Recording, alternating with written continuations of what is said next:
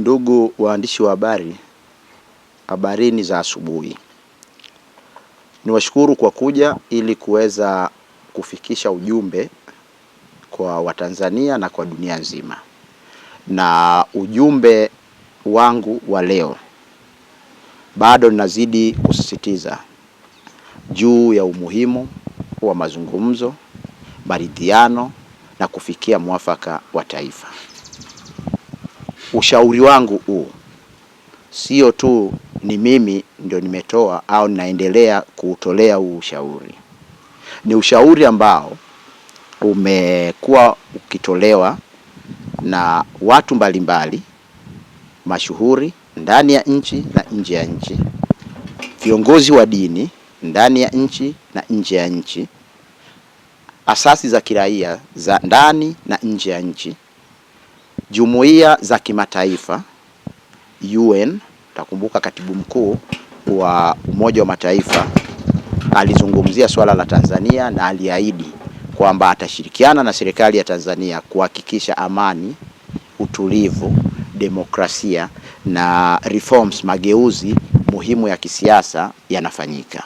Lakini Jumuiya ya Madola imekuwa mstari wa mbele na katika kuhakikisha kwamba nchi yetu inarejea katika hali ya utulivu, inarejea katika hali ya amani, inarejea katika hali ya kidemokrasia, hali ya upatikanaji wa haki za kiraia, hali ya upatikanaji wa haki za binadamu, lakini pamoja na mageuzi ya kisiasa, ambayo mageuzi ya kisiasa tunapozungumzia ni pamoja na uwepo wa katiba mpya ambayo itatoa haki kwa raia, haki zote, na itatoa uwanja mzuri wa ufanyaji wa shughuli za kisiasa, shughuli za kidemokrasia. Na kwa kufanya hivyo, mtakumbuka Jumuiya ya Madola haikuishia tu kusema, ilimtuma aliyekuwa rais mstaafu wa Malawi Dr. Chakwera kuja hapa Tanzania. Alipofika hapa Tanzania alikutana na wadau wa pande zote.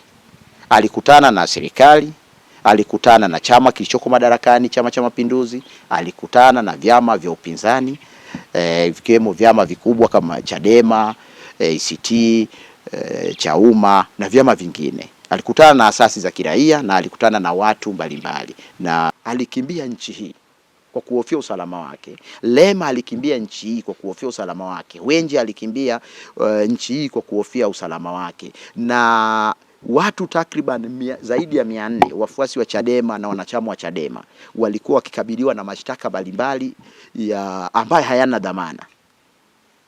Wakati huo busara kubwa ya Chadema iliongoza kwamba ili kutatua matatizo haya tukutane, tuzungumze.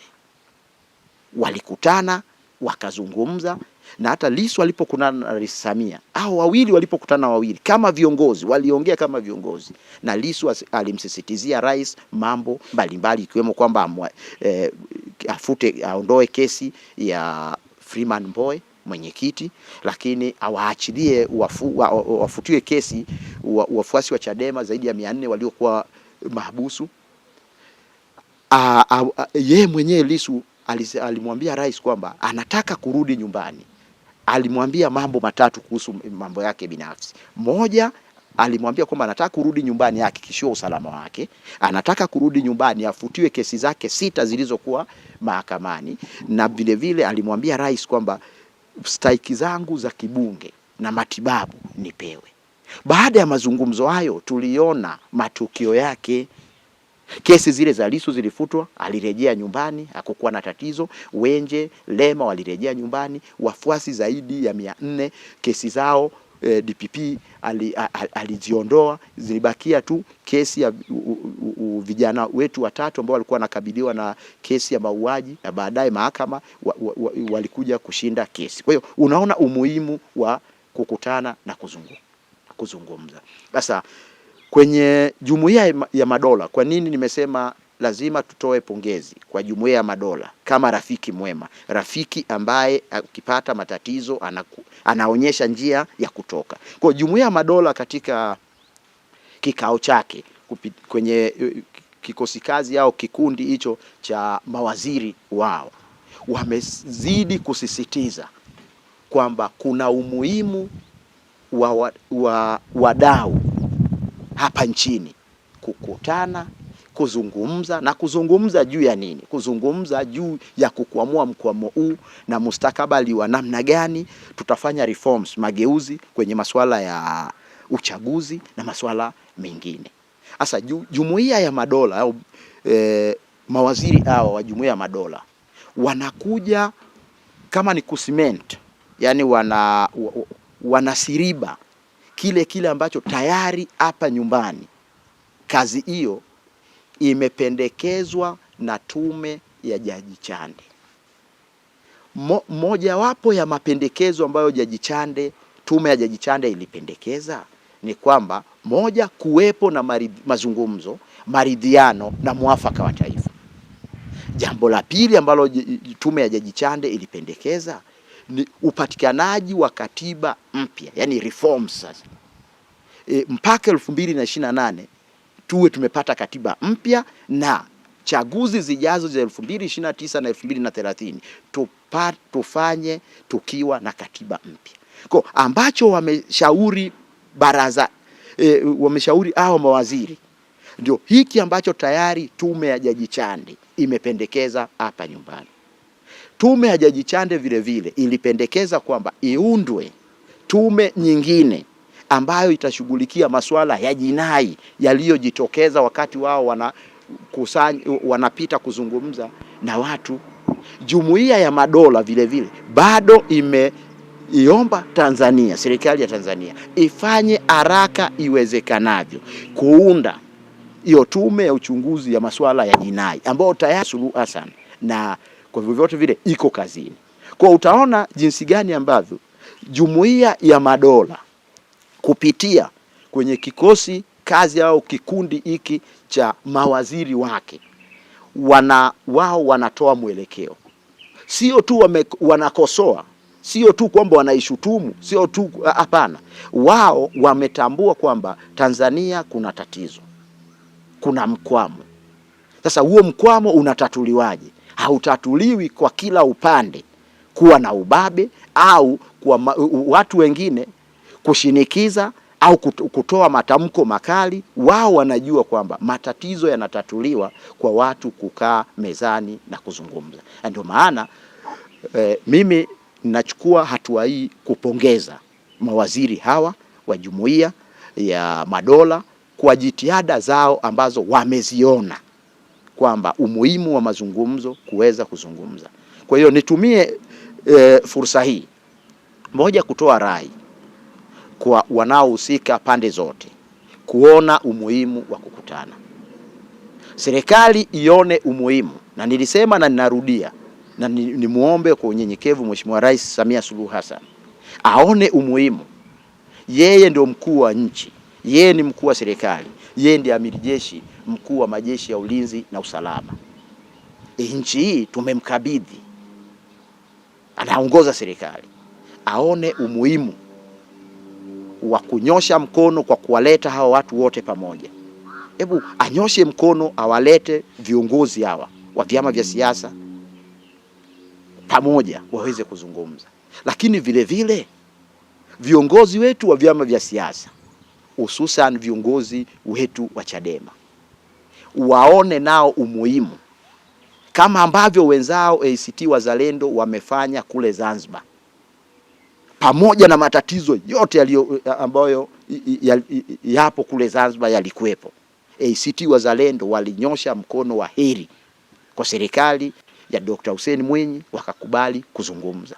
Kwa hiyo hata sasa Bwana John Heche, makamu mwenyekiti wa Chadema Bara, Bwana Mzee, makamu mwenyekiti wa Chadema Zanzibar, Bwana John Mnyika, katibu mkuu wa Chadema Taifa, waone umuhimu wa kunyosha mkono wa heri kwa Rais Samia Suluhu Hassan, wakutane, wazungumze. Kuzungumza kwao kutatoa suluhu na majawabu kwa swala la Lissu kuwa huru, swala la kuiendea maridhiano, mazungumzo na muafaka wa kitaifa, na namna gani tunaiendea katiba mpya. Hatuwezi kufanikiwa kupata reforms, mageuzi haya ya kimfumo, kwa maana kupata katiba mpya ambayo itawezesha kuwa na chombo ambacho kinasimamia chaguzi huru na haki, ambayo itasimamia haki za binadamu, haki za kiraia, rasilimali za nchi, ustawi wa taifa, kama hatutakaa pamoja na tukazungumza. Viongozi wetu wa vyama vya siasa watambue na wajue kwamba katiba bora na mpya na mageuzi yote ambayo yanapiganiwa yatapatikana tukiwa mezani. Tukikutana, tukapatana, tukazungumza na tukaelewana, tukapata muafaka wa kitaifa, mambo haya yote yatafanya nini? Yatafikia pazuri. Kwa hiyo mwisho kabisa nitoe rai na kwa wanaharakati wa ndani ya nchi na wa nje ya nchi na mataifa mbalimbali, wakiwemo washirika wetu wa kimaendeleo. Huu ni muda wa kuweza kusaidia Tanzania kuondoka hapa. Sio muda wa kushutumu, sio muda wa kuweza kutumia maneno makali, sio muda wa kuweza kuchochea misimamo mikali na kauli kali. Huu ni muda wa wao kutumia utaalamu wao, rasilimali zao, akili zao, kuweza kusaidia ni namna gani tunatoka hapa, kama ambavyo Jumuiya ya Madola imeonyesha mfano. Kwa nitoe rai vile vile kwa washirika wetu wa maendeleo nchi mbalimbali, nao waone, wafuate nyayo za Jumuiya ya Madola, namna gani ambavyo Jumuiya ya Madola imechukua hatua kuweza kushirikiana na serikali ya Tanzania ili kutoka kwenye mkwamo. Kwa hiyo huu sio muda ambao wanaharakati walioko ndani na walioko nje kushinikiza na kuchochea, kwamba kuchochea hasa vyama vya upinzani kukataa kukutana na kufanya mazungumzo na serikali. Niwakumbushe wanaharakati wetu, hasa wa Tanzania wanaoishi nje ya nchi, wakumbuke kwamba hawana nchi nyingine zaidi ya hii. Huko waliko wapo kwa sababu walizaliwa Tanzania, Tanzania iliwalea, imewafikisha hapo, na ndipo watu hao wengi sasa hizo nchi waliko huko wamefika huko kwa sababu ya Tanzania. Kwa hiyo huko waliko wako ugenini. Wakiwa huko ugenini, wahakikishe kwamba nchi yao inakuwa salama.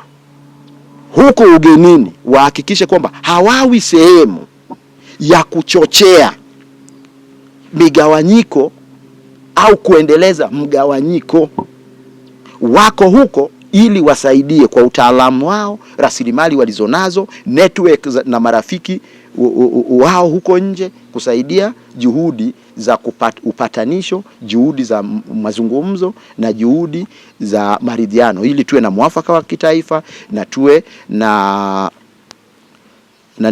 tuwe na katiba mpya. Kwa hiyo wanaharakati walioko ndani na walioko nje wasitumie chonde, wasitumie ushawishi wao, nguvu zao, rasilimali walizonazo kuweza kuchochea vyama kuwa na misimamo mikali ya kukataa kwenda mezani.